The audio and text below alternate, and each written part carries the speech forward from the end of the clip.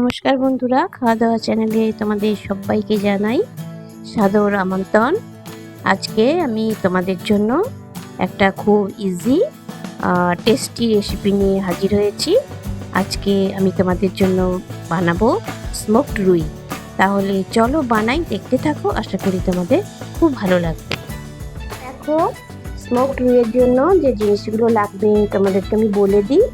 লাগবে রুই, তোমরা রুই মাছকে একটু বড় করে পিস করবে। আর লাগবে পেঁয়াজগুলো খুব মিহি করে কেটে নেবে। আর লাগবে সর্ষে বাটা, ভিনেগার, হলুদ, লবণ, কাঁচা লঙ্কা আর সর্ষের তেল। এগুলো খুব কমন জিনিস, যেগুলো তোমরা রান্নাঘরের মধ্যেই পেয়ে যাবে। তোমরা এরকম একটা বড় ঢাকাওয়ালা পাত্র কিংবা টিফিন বাটি নিয়ে নেবে। এরপর তোমরা যাতে একটুখানি তেল দিয়ে নেবে।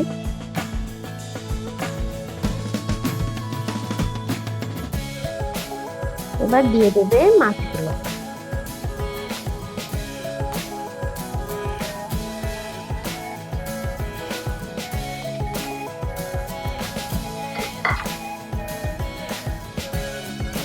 এবার দেবে সর্ষে বাটা,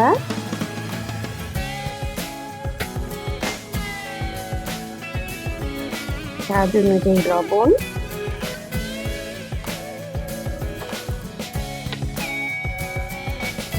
পরিমাণ মতো হলুদ,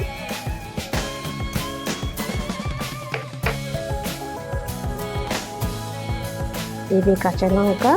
আমি কাঁচা লঙ্কা মিশিয়ে নিয়েছি, এটা দেখতে ভালো লাগবে বলে। এবার তোমরা নেবে পেঁয়াজ কুচিগুলো,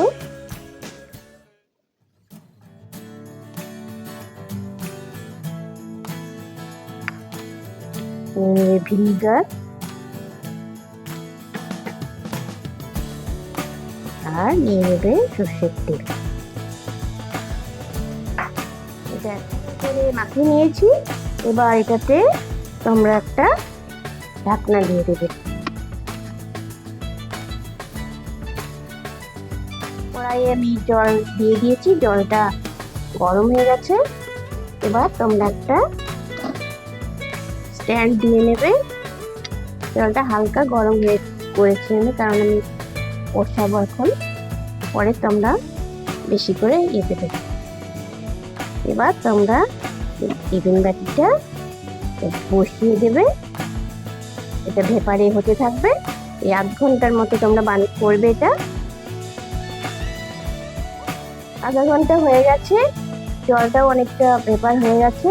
তোমরা কিন্তু যখন জলটা দেবে যেন টিফিন বাটিটার তলটা জলটা টাচ করে থাকে। তো চলো আমি এখন ইন্ডাকশনটা অফ করে দিই, তোমাদেরকে ঠান্ডা হয়ে গেলে আমি দেখাবো। দেখো এত সুন্দর হয়েছে আর একটা দারুণ স্মেল আসছে। তো দেখো কত ইজি একটা রেসিপি, তোমরা অবশ্যই ট্রাই করবে। চলো তোমাদেরকে এর ফাইনাল লুকটা দেখিয়ে দিই। তো দেখো স্মোকড রুইয়ের এটা ফাইনাল লুক। আশা করি তোমাদের ভালোই লেগেছে। আর এটা একটা ভীষণ ইজি আর টেস্টি রেসিপি, তোমরা অবশ্যই করে একবার বানিও। তাহলে চলো আজকের মধ্যে তোমাদের কাছ থেকে বিদায় নিচ্ছি। আবার দেখা হবে একটা নতুন দিনে নতুন রেসিপির সাথে করে। ততক্ষণ তোমরা খুব ভালো থেকো, বাই।